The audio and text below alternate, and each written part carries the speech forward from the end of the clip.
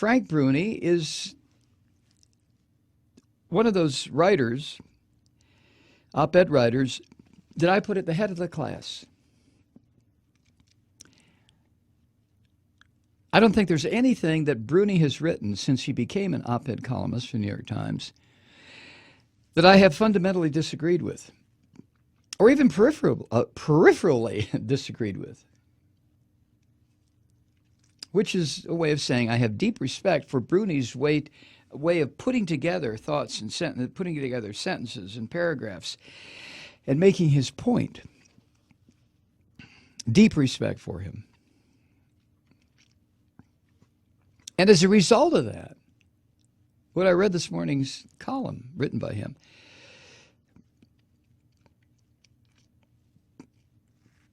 I got totally lost. And when I finished reading the column, I just sat there for a while, had another cup of coffee, and just sat there and tried to figure out, well, now that you've read what Bruni has written, what are you going to do? And I still haven't resolved it. This was physical therapy day, and trust me, on physical therapy day, for me anyway, I don't think about anything other than what the therapist is doing to my body, or having me do to my body, and it's ay, ay, ay. So I went to therapy this morning, and I got it out of my mind, and then I came home this afternoon and getting topics ready for tonight, and I went back to Bruni's column. I thought, I got to bring this up tonight because I'm really flummoxed. Here's what he said. Now, he's referring to Robert De Niro the other night at the Tony Awards when he used the F word. Samantha Bee on Full Frontal, who used the C word on Ivanka Trump the other night. So here's what he writes. Dear Robert De Niro, Samantha Bee, and other Trump haters. That's where I am in that third group. He writes, I get that you're angry. I'm angry too. But anger isn't a strategy. Sometimes it's a trap. When you find yourself, it's almost like he wrote this to me. This is how I started feeling. When you find yourself spewing four-letter words, you've fallen into it. You've chosen cheap theatrics over the long game, catharsis over cunning. You think you're raising your fist when you're really raising a white flag. You're right that Donald Trump is a dangerous and deeply offensive man, and that restraining and containing him are urgent business. You're wrong about how to go about doing that, or at least you're letting your emotions get the better of you. When you answer name-calling with name-calling and tantrums with tantrums, you're not resisting him, you are mirroring him. You're not diminishing him, you're demeaning yourselves. Many voters don't hear your arguments or the facts, which are on your side. They just wince at the din. You permit them to see you as you see Trump, deranged. Why would they choose a different path if it goes to another ugly destination?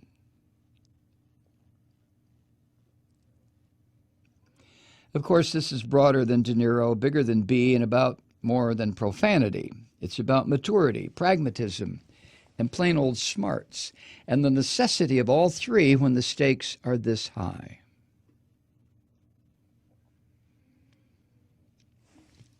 Now, at that point in Bruni's column, I had to stop because I felt, again, I mean, I know this is ridiculous. I know he's not writing to me, but I felt like, holy shit, this hits the bullseye of what I do every night.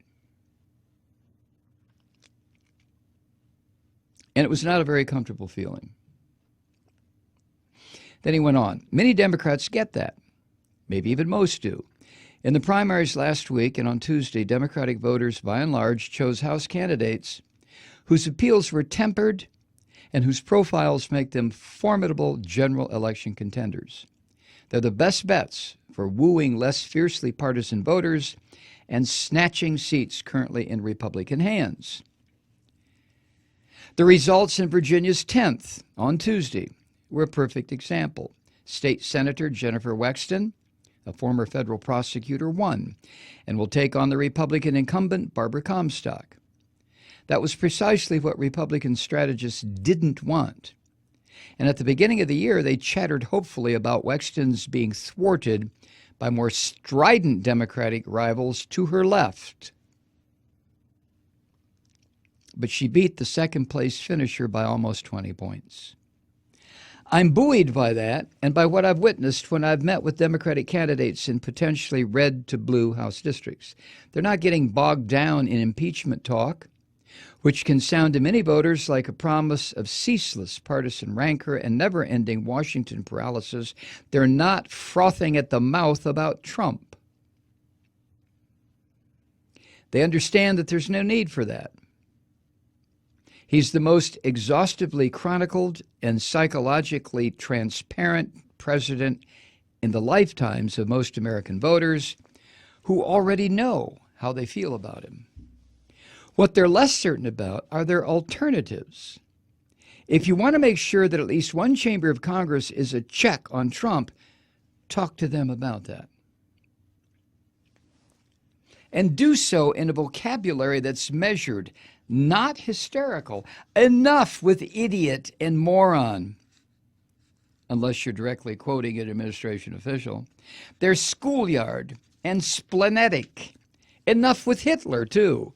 Has Trump shown fascistic tendencies? Yes. Is he the second coming of the Third Reich? No. Nor are the spineless Republicans who have enabled him Nazi collaborators, not on the evidence of what has and hasn't happened so far. I'm not urging complacency. But when you invoke the darkest historical analogies, you lose many of the very Americans you're trying to win over. What you're saying isn't what they're seeing.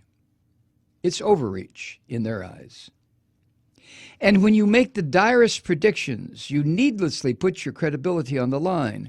The stock market didn't go into free fall after Trump's election. We're not at war with North Korea. I'm not ignoring the grave flaws and galling giveaways in his tax overhaul, and I'm not minimizing his disregard for diplomatic norms, including the unwarranted verbal attacks on American allies. I'm noting that when you extrapolate too wildly into the future, you sometimes wind up distracting people from what's happening in the here and now. The more noise, the less discernment. The more fury, the less focus. Proportion and triage are in order, and that means an end, please, to the Melania madness. Floating the idea that she's a victim of domestic abuse merely supports Trump's contention that his critics are reflexive and unfettered in their contempt for him, and that all of their complaints should be viewed through that lens. When they go low, we go high, said another First Lady, Michelle Obama, at the Democratic National Convention in 2016. It's a fine set of marching orders, disobeyed ever since. It was definitely ignored by those of you in the Manhattan Theater where the Tony Awards were held on Sunday. You answered De Niro's expletives with a standing ovation. Never mind that he wrested the spotlight from the Parkland, Florida teenagers so that his negative message, not their positive one, was the big story. Never mind that he squandered a chance to model a bearing more dignified than Trump's. He made the blue wave look iffier and Trump 2020 stronger. Did you mean to be clapping for that?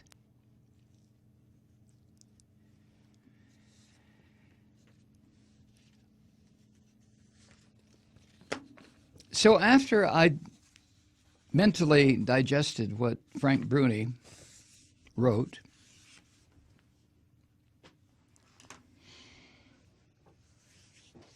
and I went through a whole spectrum of reaction to what he wrote.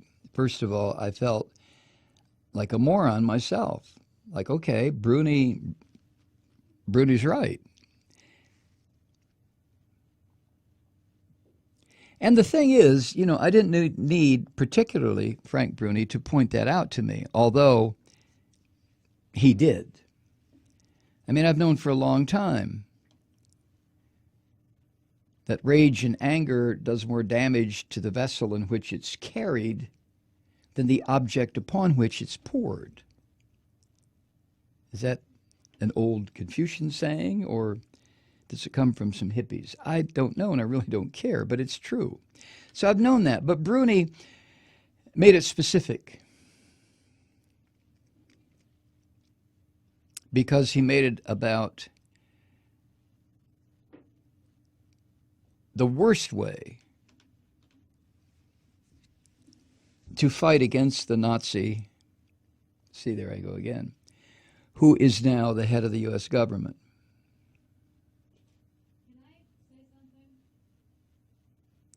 So I've been thinking about it for most of the day,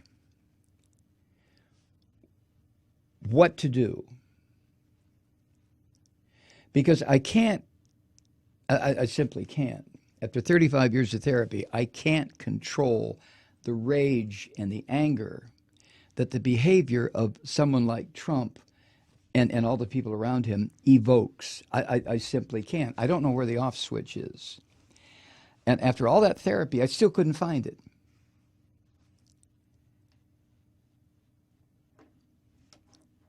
So I'm not sure what to do. Everything that this regime does to me is hateful. It's violent.